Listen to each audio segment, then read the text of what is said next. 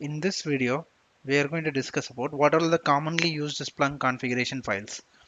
So these are the common files which are being used in most of the deployments and most of the configurations.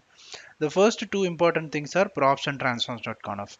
Of course, like inputs.conf, outputs.conf, limits.conf, these are all the ones which are creating the data flow. But props and transforms.conf controls the data flow, like how it is coming. So inputs.conf, it just creates the input, like it enables the Splunk to read that input. Outputs.conf forwards the data to particular destination, like from in a forwarder we will have outputs.conf. Like limits.conf, it controls how much performance we can get it from the Splunk Enterprise. So these are all the five important configuration files. Of course there are more configuration files which you need to learn, but at least you need to be good at these five configuration files so that you can do the data onboarding and the basic administration effectively. Now, if you look at the diagram, so all three component has inputs.conf, props.conf, outputs.conf. Depending on the purpose, the usage will be differing. For example, like a forwarder has the inputs.conf to collect the production data, right? And props.conf is doing a parsing. We can say structured parsing, a basic parsing it does. And for outputs.conf tells Splunk where to send the data. In indexer, we have inputs.conf. Why? Because that is where the data gets collected. Forwarder is sending the data, inputs.conf is collecting the data. And props.conf is where the parsing configurations are kept. And why outputs.conf? Here we don't need it generally. In indexer, we don't need outputs.conf, but it will work. If you keep it, it will work. So, and in searched, we have inputs.conf because we need to collect internal logs, right? Internal logs, and then we need to store it. And props.conf, yeah, search time field extraction, lookups, all those things will be defined in the props.conf. In searched also we have outputs.conf. Why do we have outputs.conf in searched? Because in searched we might create say, summary indexing, we might save a reports, those things, right? So whatever the data we are generating from the searched, if we are storing it in an index, that data also should be forwarded to indexer. So basically all data, even internal data what gets generated, that will also be forwarded to indexer. So basically any data in your environment that has to be sent to indexer. That's why in all the components we'll have outputs.conf. For example, if you see, this is how the data flow will be. Like if we are reading any data from the data source, inputs.conf will enable the data input. Props.conf in the universal forwarder will do the limited parsing. The outputs.conf will tell you where to go this data, where should it go. And in the indexer, we have inputs.conf that will receive the data, and props.conf does the real parsing. Then it gets stored. So this is the, like in this data input, this set of configurations will work. And for the searching, the another set of configurations will work. So if you know, if you see like here also, like these four configurations, I mean three configuration: inputs, props, outputs. If you know these three, you can do the basic data onboarding. And transforms.conf will give you additional field transformation and lookups and all, right? So that's the reason. Yeah, these are all the commonly used configuration files.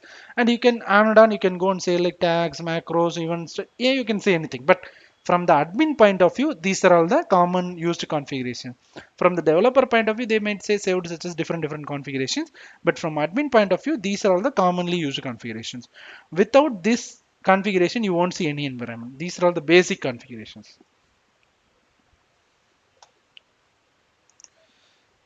What are all the best practices to be followed for configuration files? So first thing is you should avoid storing your configuration in etc system local, because that is a global configuration only on that Splunk enterprise level. So don't store your configurations in etc system local, but if it's some unavoidable configurations when you can put it, but as much as possible you put all your configurations in the app local directory in your app. And create as it, yeah, as they mentioned, like create an app to manage system settings. Even a system level settings also you put it in an app. So basically don't put anything on the system local, put everything in an app. And always you use local folder, in don't use a default folder. Default folder you should not modify, because local folder will keep your custom configurations as it is even if you do upgrade. Check settings with the B tool.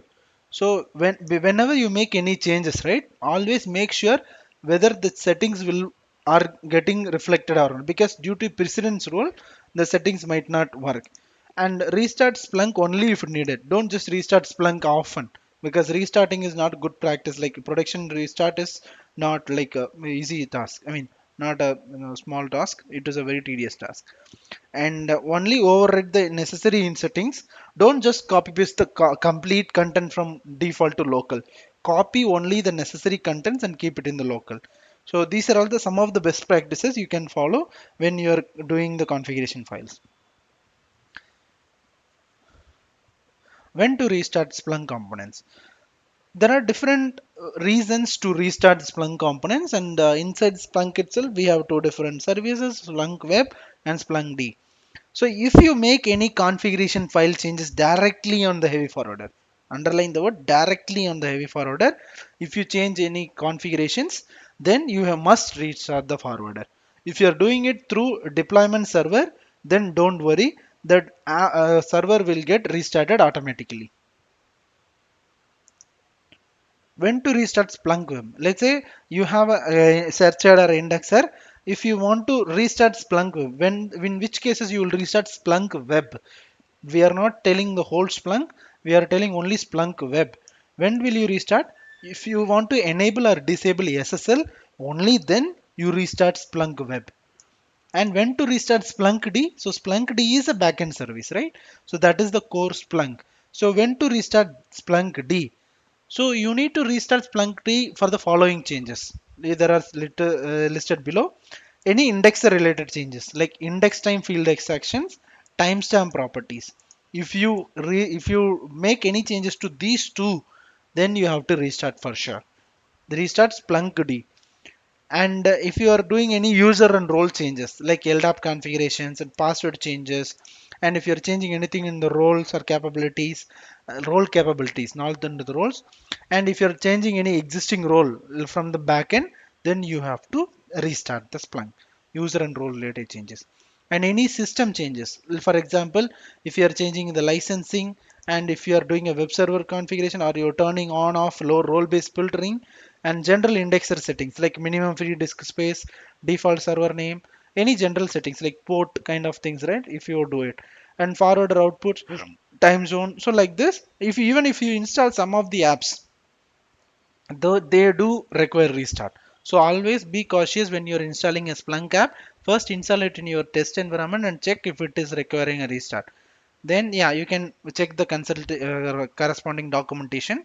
So it's a big thing. So there is no like a concrete explanation on why we need restart. Like these are all the list of things you need to do a restart if you do all those things.